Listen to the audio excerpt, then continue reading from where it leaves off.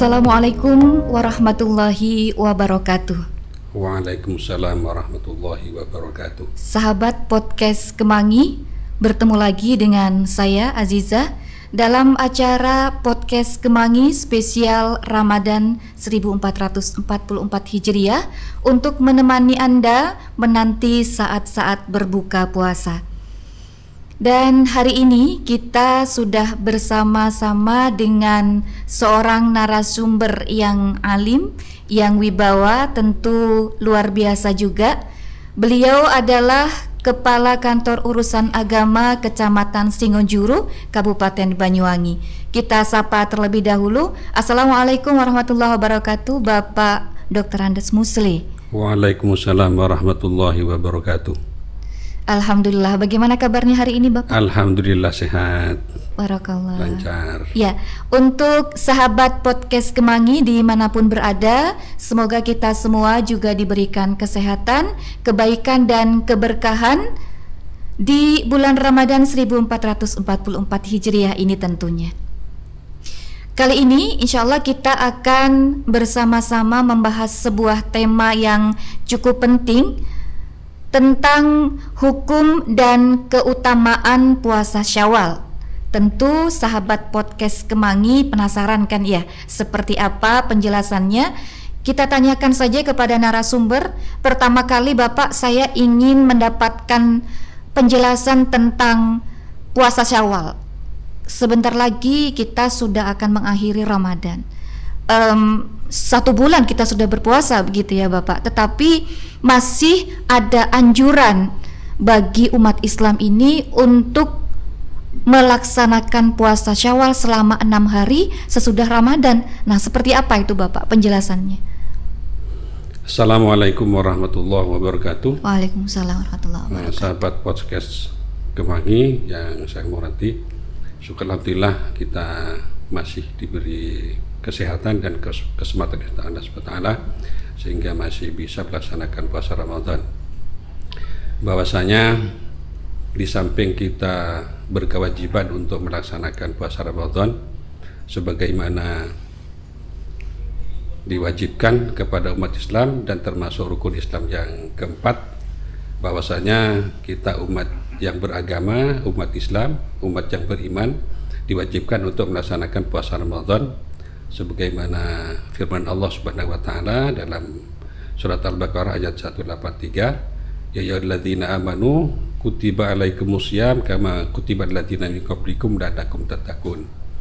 Yakni bahwasanya orang-orang yang beriman diwajibkan untuk melaksanakan puasa, yakni puasa Ramadan sebagaimana juga diwajibkan terhadap orang-orang sebelumnya. Di samping kita punya kewajiban untuk melaksanakan puasa Ramadan, ya tentu mereka yang memenuhi syarat dan rukunnya, maka juga kita disunnahkan untuk melaksanakan atau dianjurkan untuk melaksanakan beberapa puasa sunnah, termasuk diantaranya misalnya puasa Senin Kamis, puasa Daud, puasa Asyura, puasa Yaumul Bid dan seterusnya. Termasuk diantaranya adalah puasa 6 hari bulan Syawal. Namun pada kesempatan ini kita akan membahas lebih jauh tentang puasa Syawal. Bahwasanya puasa Syawal ini adalah termasuk puasa yang disunahkan dan bahkan pahalanya bagi mereka yang berpuasa di bulan Ramadan dan kemudian melanjutkan puasa 6 hari di bulan Syawal, maka sama halnya berpuasa dalam 1 tahun. Sebagaimana sabda Nabi sallallahu alaihi wasallam, man sama ramadhana thumma atba'u sittan min Syawal kana kasyami dahri. Ini barang siapa yang berpuasa di bulan Ramadan kemudian mengikuti atau melanjutkan berpuasa 6 hari di bulan Syawal, maka pahalanya sama dengan puasa 1 tahun. Namun dalam hal bagi mereka yang mempunyai hutang puasa di bulan Ramadan, ada beberapa pendapat tentang bagaimana hukum berpuasa di bulan Syawal bagi mereka yang punya hutang puasa di bulan Ramadan. Dalam hal ini ada 3 pendapat yang mengatakan bahwa puasa bulan Syawal bagi mereka yang punya qadha puasa di bulan Ramadan, menurut pendapatnya Imam Hambali, itu tidak hanya salah satunya yang sah, ya. Jadi niat qadha bulan Ramadan sekaligus dibersamakan dengan niat puasa Syawal itu hanya salah satunya yang dianggap sah, pendapat dari Imam Hambal. Kemudian yang kedua, niat qadha puasa Ramadan kemudian dibersamakan dengan niat puasa Syawal, itu menurut pendapatnya ke mayoritas Imam Syafi'i dan Imam Maliki, itu kedua-duanya dapat, yakni puasa qadha Ramadan dapat, puasa sunnah di bulan Syawal juga dapat. Kemudian yang ketiga yaitu pendapat dari Imam Hambal dan juga dari Imam Asy-Syafi'i, ulama Asy-Syafi'i, bahwasanya tidak boleh membersamakan niat mengqadha puasa Ramadan dengan niat puasa Syawal. Kemudian kapan dilaksanakan runtutan dari pelaksanaan puasa Syawal itu? Yakni puasa Syawal itu dilaksanakan utamanya yaitu dilaksanakan langsung setelah pelaksanaan puasa Ramadan. Yakni kalau tanggal 1 Syawal itu adalah hari raya Idul Fitri, maka pada tanggal 2 sampai tanggal 7 Syawal itulah waktu yang lebih utama untuk melaksanakan puasa Syawal. Walaupun juga ada ulama yang mengatakan bahwasanya boleh melaksanakan puasa Syawal itu tidak harus urut, tidak harus runtut. Yakni hari ini puasa, besok nanjak, hari ini puasa lagi, tidak apa-apa, itu tetap mendapatkan pahala puasa Syawal. Baik Bapak, saya boleh mengulas dulu ya Pak ya, dari sisi puasa Syawal, bahwa ini merupakan bagian dari puasa-puasa sunnah begitu ya Pak, yang diperuntukkan bagi umat Islam. Nah, kalau pada umumnya umat Islam sekarang ini ya Pak, biasanya melihat perintah Allah itu walaupun ini bernilai sunnah dari sisi keistimewaannya gitu ya Pak. Apa sih sebenarnya yang bisa saya dapatkan gitu kan kalau melaksanakan amalan ini gitu ya. Apa yang bisa saya peroleh kalau misalnya saya melaksanakan amalan itu? Nah, termasuk dengan puasa Syawal ini gitu ya Pak. Bolehkah kita menyandarkan aktivitas puasa Syawal ini pada khususnya hanya untuk mendapatkan keistimewaan yang tadi sudah Bapak sempat jelaskan tadi ya, selama 6 hari berturut-turut itu sama dengan kita berpuasa 1 tahun. Nah, itu mungkin butuh untuk dikuatkan lagi gitu Bapak ya. Jadi kita berpuasa di bulan Syawal itu adalah termasuk bentuk bahwasanya ibadah yang kita lakukan di bulan Ramadan itu tidak berhenti di bulan Ramadan, tapi terus berlanjut sebagai kelanjutan dari ibadah-ibadah yang ada di bulan Ramadan. Keistiqomahan gitu ya. Jadi terus tetap istiqomah melaksanakan ibadah Ramadan. Iya. Jadi kalau di bulan Ramadan salat sunnahnya itu ada tambahan salat sunnah tarawih, dan itu hanya di bulan Ramadan. Kemudian kegiatan tadarus itu biasanya yang banyak itu dilaksanakan di bulan Ramadan. Maka di luar bulan Ramadan juga kita harus tetap konsekuen, terus dihidupkan terus gitu ya. Dihidupkan terus, dan itu termasuk ciri-ciri bahwasanya puasa kita itu diterima. Jadi kita tidak memutus amal, dicukupkan hanya pada bulan Ramadan saja, tetapi masih ada kontinuitas di bulan selanjutnya. Di bulan Syawal, betul. Di bulan Syawal. Nah, kemudian ada masalah ini Bapak, khususnya untuk kalangan emak-emak ya, untuk kaum hawa nih Bapak ya. Entah itu remaja atau mungkin sampai kepada ibu-ibu yang memang belum menopause seperti itu. Dan ketika di bulan Ramadan mereka punya hutang gitu kan, karena perempuan biasanya ada diskonnya ya Pak gitu. Nah, jadi ketika sudah masuk Syawal ini ada perasaan was-was gitu, ada kebingungan juga yang terjadi. Apakah emak-emak ini atau remaja putri ini harus melaksanakan puasa Syawal dulu, ataukah mereka memilih untuk mengkodok puasanya dulu Bapak? Tadi sudah sempat diuraikan, hanya mungkin agak panjang penjelasannya sehingga butuh dipertegas satu persatu mana kira-kira yang lebih afdol dilakukan oleh kaum hawa saat ini. Dari pendapat ulama yang disebutkan tadi, yakni yang pertama mengatakan bahwa kalau niat puasa qadha Ramadan dengan niat puasa Syawal, maka itu hanya diterima salah satunya atau hanya salah satunya yang sah.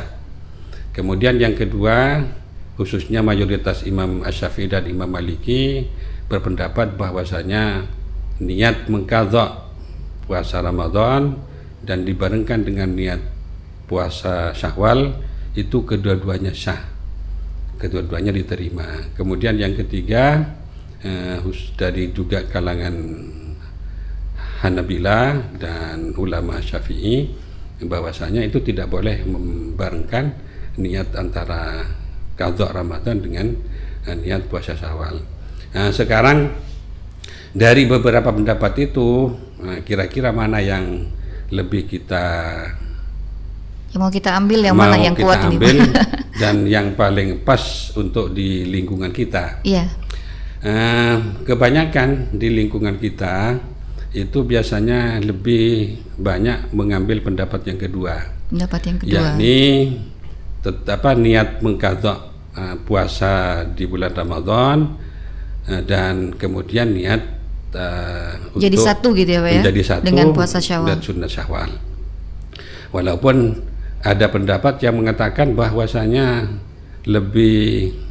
artinya begini, bagi mereka yang tidak berpuasa di bulan Ramadan atau punya hutang puasa Ramadan kemudian mau untuk melaksanakan puasa Syawal, maka bagi mereka yang karena udzur syar'i, maka dia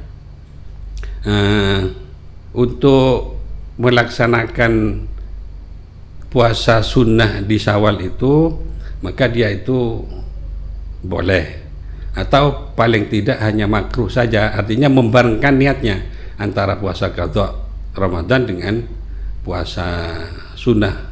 Kalau yang dengan Syawal. uzur, dengan uzur ya. Kalau meninggalkan puasa Ramadan itu karena uzur. Karena uzur. Dan bahkan ada yang pendapat yang lebih keras, bahwasanya bagi mereka yang tidak berpuasa di bulan Ramadan kemudian tidak berpuasa di bulan Ramadan tanpa uzur, tanpa uzur hanya dia tidak puasa saja gitu. Kemudian dia haram hukumnya untuk berpuasa Syawal. Di bulan Syawal. Karena yang harus didahulukan itu adalah yang wajib dulu. Ya untuk apa melaksanakan yang sunnah, sedangkan yang wajib ditinggalkan, apalagi sengaja tanpa uzur gitu ya. Kalau sengaja maka hukumnya, ada ulama mengatakan hukumnya adalah haram berpuasa Syawal, karena dia yang wajib itu harus mengqadha puasa di bulan Ramadan. Ini sama halnya kita punya hutang. Orang yang menghutangkan itu kan hukumnya sunnah, sedangkan yang membayar hutang itu wajib. Adalah wajib. Betul. Orang yang punya hutang itu lebih wajib membayar hutangnya dibandingkan dia bersedekah. Betul. Sama demikian juga bagi mereka yang punya hutang puasa Ramadan, maka yang wajib didahulukan itu adalah puasa qadha Ramadan daripada puasa sunnah Syawal. Begitu. Baik, sahabat podcast Kemangi, ini catatan yang perlu untuk kita perhatikan sekali ya, khususnya bagi kita yang memiliki uzur sehingga tidak bisa melaksanakan puasa Ramadan secara sempurna, maka menurut pendapat ulama boleh untuk mengqadha puasa dibersamakan niatnya dengan pelaksanaan Syawal, begitu ya Bapak? Okay. Tapi sebaliknya, kalau misalnya di antara kita itu ada yang sengaja tidak berpuasa Ramadan karena tanpa uzur apalagi, nah menjadi sebuah keharaman bagi mereka untuk melaksanakan puasa Syawal. Nah, ini yang perlu sangat kita garis bawahi, karena ternyata puasa Syawal itu memiliki keistimewaan yang sangat luar biasa, ya, dan harus diperhatikan oleh umat Islam. Mungkin ada sedikit penguatan ya Bapak, ada sedikit motivasi gitu untuk kaum muslimin terkait dengan pelaksanaan ibadah puasa Syawal ini Bapak. Jadi dengan kita berpuasa Syawal itu menunjukkan bahwasanya puasa kita itu diterima. Iya. Itu yang pertama. Kemudian yang kedua, bahwasanya orang yang berpuasa di bulan Syawal itu sebagaimana dalam hadis tadi sama dengan puasa dalam 1 tahun. Iya, selama 1 Kalau tahun. kita kalkulasi, kalau kita hitung, misalnya 1 bulan, sebagaimana dalam firman Allah Subhanahu wa taala, man ja'a bil hasanati falahu asyru amsalihha. Iya. Ini manakala kita melakukan kebaikan maka akan dilipat-gandakan 10 kali. 10 kali. Nah, misalnya kita berpuasa 1 bulan. Iya. 1 bulan kalikan 10. 1 bulan kalikan 10 maka menjadi 10. Iya, menjadi 30 ya. Oh, 30 hari ya. 30 hari kali. Jadi 1 bulan kali 10. 1 bulan kali 10 kan 10 Bapak. Menjadi 10 iya, ya. 10. Menjadi 10. Kemudian 6 hari kali 10 menjadi 60. 60. Jadi 10 tambah 60 berarti 2 bulan. 2 bulan. Jadi 10 bulan tambah 2 bulan, ditambah 2 bulan berarti 12 bulan. 12 sama dengan bulan. 1 tahun. Maka dengan sama 1 tahun. Iya.